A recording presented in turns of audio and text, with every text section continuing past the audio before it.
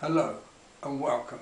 Today we're fortunate enough to have in the studio a national icon and many of his associates to celebrate one of the longest reigns in the legitimate theatre, Mr. Punch. Don't stand on ceremony. Call me Punch. So that's not your normal voice? Of course not. That's my acting voice. Nobody talks like that.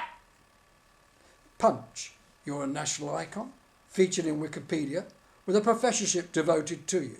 How does that make you feel? It's all very gratifying. Here. Are you getting my best side? Film can make my nose look big. Your own nose is not that small. Moving on. You've had a large hand in the theatre. Leave it at. You're touching on a sensitive area. Younger audiences enjoy your performances, but others have hinted at wooden. Wooden? Name names. More mature audiences.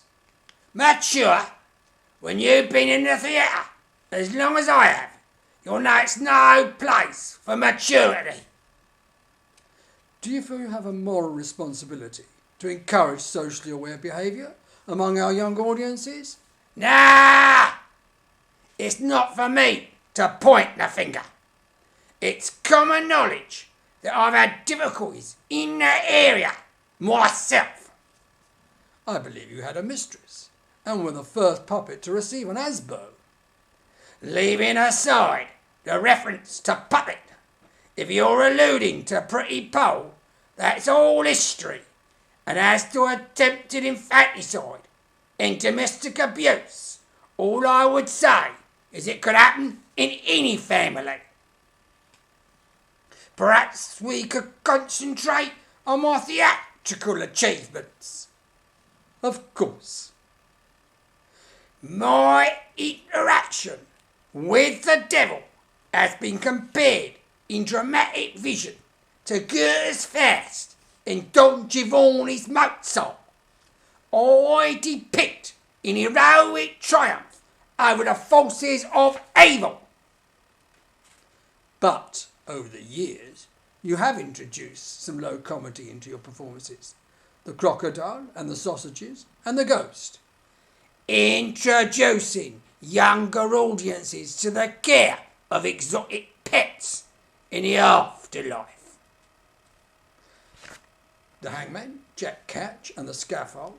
They're dropped from many of our performances, but the mockery of which was instrumental in the abolition of capital punishment. Clearly, the serious nature of your performances have been misunderstood by those who accuse you of not being PC. Quite. Is that my ex-husband? Let me at him, the swine! Good grief! Is she here? Yes, waiting in the green room. I'm off. I've an appointment with my yeah. You can post the chick. I apologise for a rather abrupt ending to the last interview. Perhaps I should introduce our next guest, Mrs. Punch. Mrs. Punch.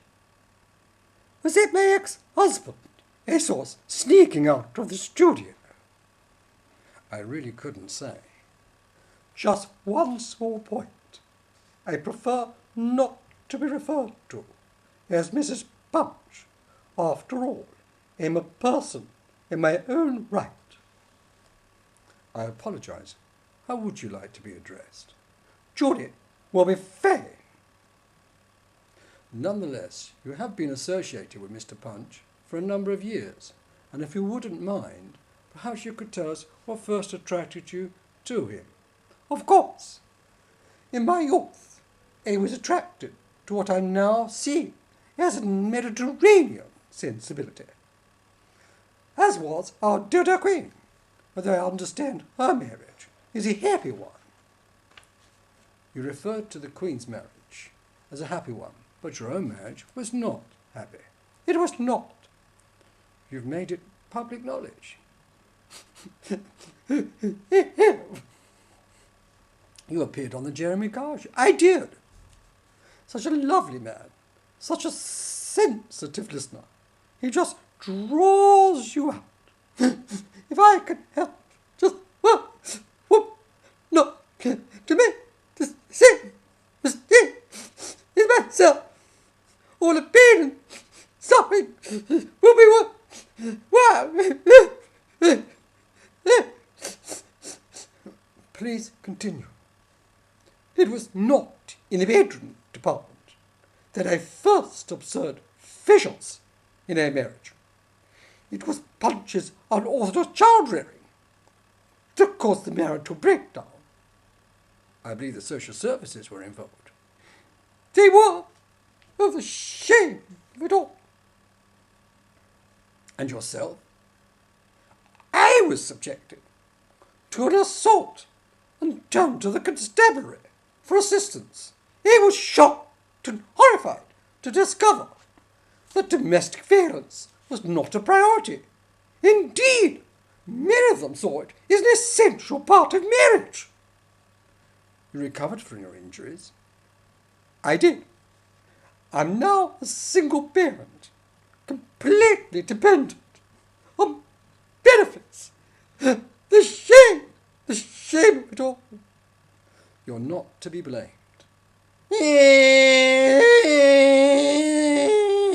Don't worry, Carquin. Mummy's here. I'll just change his nappy. Perhaps we should end there. You're too kind. Thank you. The next guest is the constable. Sorry about the uniform, but I'm still on duty. Not at all. As I understand it, you were the arresting officer at the time of Mrs. Punch's assault. That's correct. And who came off worse? Who's the one that got clobbered for coming between a man and his missus? But surely, in the case of domestic violence, you must intervene. I was laid up for weeks. And what did he get? A bloody asbo. When he chucked a baby out the window. That's not right. Hanging's too good for him. I can see you feel quite strongly. He was to receive a custodial sentence later. Too bloody right he did. Well, if it's all the same to you, I'll be off. After all, crime waits for no man. Our next guest may be able to shed some light on Punch's character and motivation. The Doctor. I should point out that my area is not medicine, but celebrity breakdowns. That must be very rewarding. It is, in every way. And was it in that capacity that you first met Punch? It was.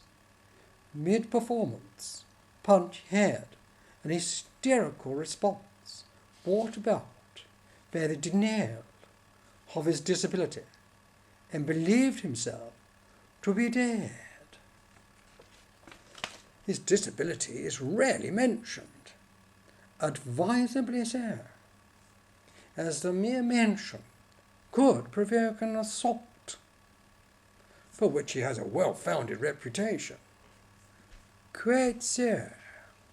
If you're referring to his over-enthusiastic use of the slapstick, the psychosexual implications are all too obvious. How so? We have to see his slapstick as a symbol of his sexual organ, greatly enlarged, protecting a sense of penile inadequacy in the genital region. Could we examine that in more detail? The genital region? No, Punch is sexual. I'd much rather not. Suffice to say, I terminated our therapeutic relationship at considerable cost. To Punch's welfare? No, to my bank balance. Well, thank you. Not at all. I've left my card with your secretary. Good grief, Jack Ketch the hangman. Put your scaffold down, particularly as it no longer serves any function. Your attempt to execute Mr. Punch brought about your own downfall. That bastard! Cast out into the political wilderness for years. But then, would you believe it, offers from America, a country renowned for its progressive attitudes regarding executions. Diversify or die. That's my motto. An apt one. It's the land of opportunity. There'll be no stopping me there. Don't let us keep you. It's all business class now. My next guest is able to provide a much-needed spiritual dimension to Punch's history and career. Lucifer, the Prince of Darkness. Welcome. Thank you. It's chilly up here, and a chance for heater. I'll see what I can do. Punch has referred to the dramatic depths his and your encounter reached with a measure of professional pride. Depths. Depths is correct. It's hard to imagine what depths a person can sink to. What exactly do you mean? I was coerced into a demonic charade that undermined not only my credibility, but the credibility of Christian fundamentalism the world over. I was assaulted by my own pitchfork. I ask you, how can common decencies be preserved when the fear of eternal damnation is made a mockery of? In the side of that heater, I am not very good with the cold. I'm afraid not. You see? Flu. I shall be laid up for weeks now. Oh, please don't let us keep you. You're very kind. I'm sure we'll have a chance to talk again later. It's your lot, me old Chiners.